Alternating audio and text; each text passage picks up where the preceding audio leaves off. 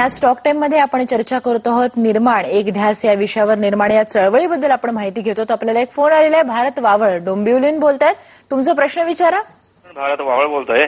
माझा प्रश्न असा आहे की निर्माण या संस्थेद्वारे आतापर्यंत ज्या डॉक्युमेंटरी तयार केल्या गेल्यात त्या डॉक्युमेंटच्या माध्यमातून या विषयातून कोणत्या तरुणांसाठी काय काय संदेश दिला गेलेला आहे, काय त्याचा उपयोग होऊ शकतो? धन्यवाद.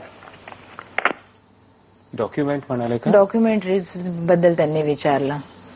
नाही, आम्ही निर्माण त्यांची काहीतरी गल्लत झाली आहे मला वाटतं. निर्माण ह्या संस्थेने काही डॉक्युमेंटरीज बनवल्या नाही आहेत. निर्माण ही एक प्रक्रिया आहे. युवांच्या परिपूर्ण जीवनाचा शोध हे घेण्याची ही एक प्रक्रिया आहे. मी ह्या निर्माण ह्या प्रोसेसवर आणि प्रोसेसपेक्षा हे जे मी मगाशी फेलोशिपवर बोलत होतो त्या फेलोज ज्यांनी ही एक फेलोशिपची जर्नी सुरू केली आहे त्यांच्यावर एक डॉक्युमेंटरी बनवतोय जी अंडर प्रोडक्शन आहे आता, जी ह्या वर्षी लोकांना पाहायला मिळेल. निश्चितच.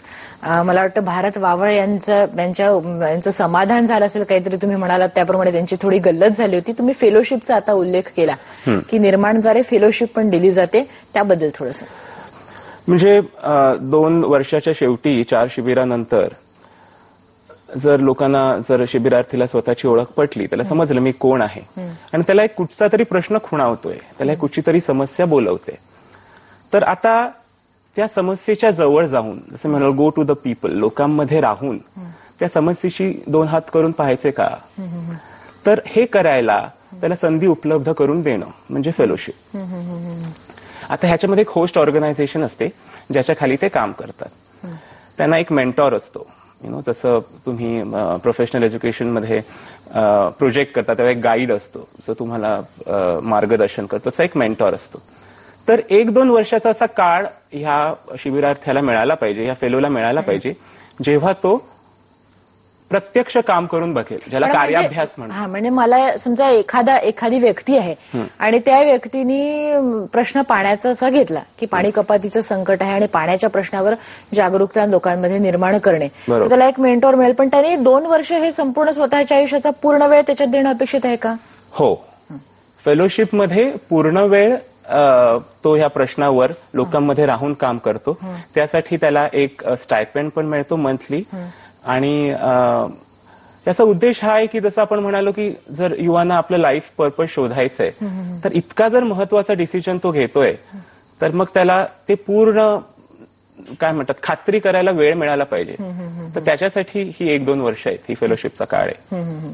तर आमचे बरेच फेलोज पहिल्या बॅच मधले आता ऑलरेडी काम करतायत महाराष्ट्राच्या वेगळ्या जिल्ह्यांमध्ये वेगळ्या प्रश्नावर. मग तो आरोग्याचा असो, शिक्षणाचा असो, शेतीचा असो, वॉटरशेड डेव्हलपमेंट. आतापर्यंत 2006 पासून आतापर्यंत किती जणांना फेलोशिप मिळालेलं आहे? किती फेलोज आहेत? पहिल्या बॅचचे जवळजवळ 6 फेलोज आहेत आणि आता दुसऱ्या बॅचचे 5 फेलोज आहेत. पण आता हे जे 6 लोक आहेत, कुठले कुठले प्रश्न यांनी निवडलेले आहेत? तर फॉर एक्झाम्पल 2 मुलं आहेत जी गडचिरोलीला EGS एम्प्लॉयमेंट गॅरंटी स्कीम किंवा रोजगार हमी योजना, ही योजना आणि त्याचे प्रश्न, त्यातनं उद्भवलेल्या समस्या ह्याच्यावर काम करतायत. सचिन तिवले म्हणून आमचं एक धाडगाव तालुक्यात एका छोट्या गावात वॉटरशेड डेव्हलपमेंट या प्रश्नावरती काम करतोय. अमित नागरे हा जव्हारला डोंगरपाडा ह्या एका आदिवासी पाड्यात कुपोषण या प्रश्नावर काम करतोय. पवन हा गडचिरोलीला आरोग्य ह्या विषयावर. म्हणजे प्रत्येक फेलोची जी पार्श्वभूमी आहे, कोण डॉक्टर आहे, कोणाचं इंजिनिअरिंग बॅकग्राऊंड आहे, कोणाचं लेखनाचं बॅकग्राऊंड आहे, तर त्याचं बॅकग्राऊंड लक्षात घेऊन त्याला जसं मी म्हणालो कुठची समस्या खुणावते किंवा कुठच्या गोष्टीबद्दल ॲफिनिटी वाटते ते ओळखून ही फेलोशिप निवडली जाते. हे खूप महत्वाचं आहे की म्हणजे एक पहिली गोष्ट त्याची पार्श्वभूमी काय आहे, त्याच्या व्यक्तिमत्वाचा कल किंवा त्याची आवड काय आहे, त्यानुसार त्याला मग ती फेलोशिप दिली जाते. आपण मगाशी बोलत होतो की उमेदवार निवडीची प्रक्रिया, उमेदवार म्हणजे शिबिरार्थींच्या निवडीची प्रक्रिया, इतके खूप अर्ज येतात, फेलोशिपसाठी सुद्धा खूप लोक असतील, यातून तुम्ही निवड कशी करता, कशाच्या आधारावर करता, काय कसं होतं? फार कठीण प्रश्न आहे आणि ती निवड प्रक्रिया सुद्धा फार कठीण आहे. म्हणजे जवळजवळ आम्हाला 1000 ऍप्लिकेशन्स आले होते यावेळेला आणि त्यातनं आम्ही 60 ते 70 मुलांचीच फक्त निवड करू शकतो. आधी एक ऍप्लिकेशन फॉर्म असतो ज्यामध्ये जवळजवळ 30 ते 32 प्रश्न त्यांना विचारले जातात की तुम्हाला काय करायचंय, तुम्हाला काय वाटतं, तुमचं ह्या समाजाबद्दल कर्तव्य काय. तर असे ह्यातनं आम्ही कुठेतरी त्या माणसाला समजून घेण्याचा प्रयत्न करतो.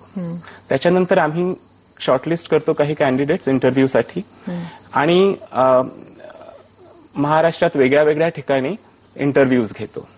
त्याच्यातनं त्या मुलाशी बोलून तो जे काय त्यांनी फॉर्म मध्ये लिहिलंय आणि तो जे काय म्हणतोय त्याच्यामध्ये किती काय म्हणतात कॉमन पॉइंट्स आहेत, तर त्या मुलाला त्या अर्ध्या तासात 1 तासात समजून घेण्याचा प्रयत्न करतो.